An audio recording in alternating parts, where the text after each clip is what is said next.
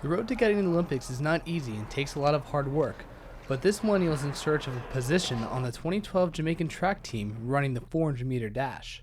I think it's every little kid's dream to get to the Olympics and to get on that medal stand and, raise your arms with your flag behind you. A dream she hopes to reach this summer, but her journey began in high school. In 1999, my immediate family moved from Jamaica to the States, and I started high school in New York City.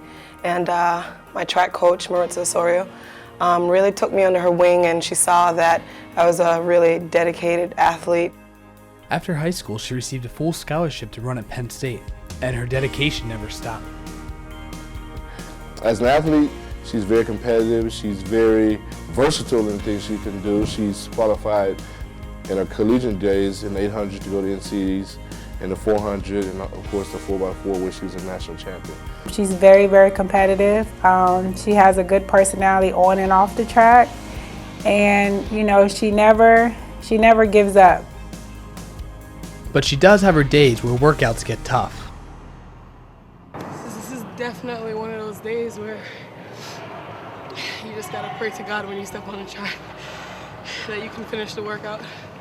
Every once in a while, these days happen, but I crossed the line, and my coach is just like, this is an Olympic year, and you gotta step your game up, because all those other chicks that are running for Jamaica are definitely coming to kill. Days like this may be tough, but Dominique has been dealing with adversity for most of her life. Her dad, Dominique Blake, was the leader of a gang in Jamaica called the Shower Posse. When Dominique was 7, he was sent to a federal prison in Miami for 8 years on multiple charges related to the gang.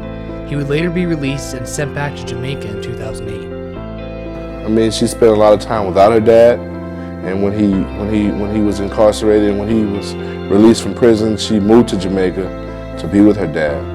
And she spent every waking moment with her dad once he was back in Jamaica.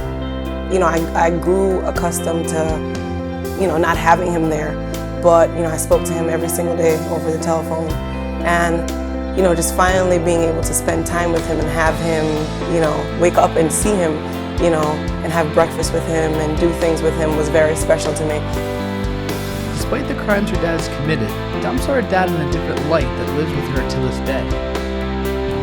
He's like the Robin Hood of our country, Jamaica, or his community.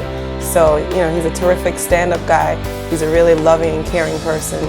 But obviously there's, two sides to every story. But, the man that I knew was a caring guy, always wants the best for everybody and very successful and loyal. Dom's dad later passed in 2010 from kidney disease. I think it's always sad to lose a loved one, especially your father.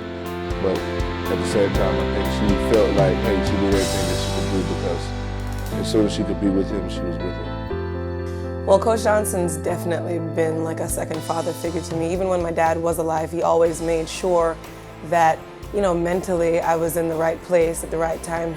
And I think I was that someone for her. She was, first of all, she's a great kid, a young lady, I should say. And we just seemed to have that kind of connection, that father-daughter connection. And she would always feel comfortable telling me things and lean on me for advice. So I tried to give her the best advice possible. And it was a very, very difficult, time for her. And like a lot of people don't understand, Dominique came to college at 17 years old versus your regular college athlete comes to school at like 18 years old. So she had to endure a lot of stuff at such a young age. Family meant a lot to Dom, but one thing she learned from them was how to give back to her community.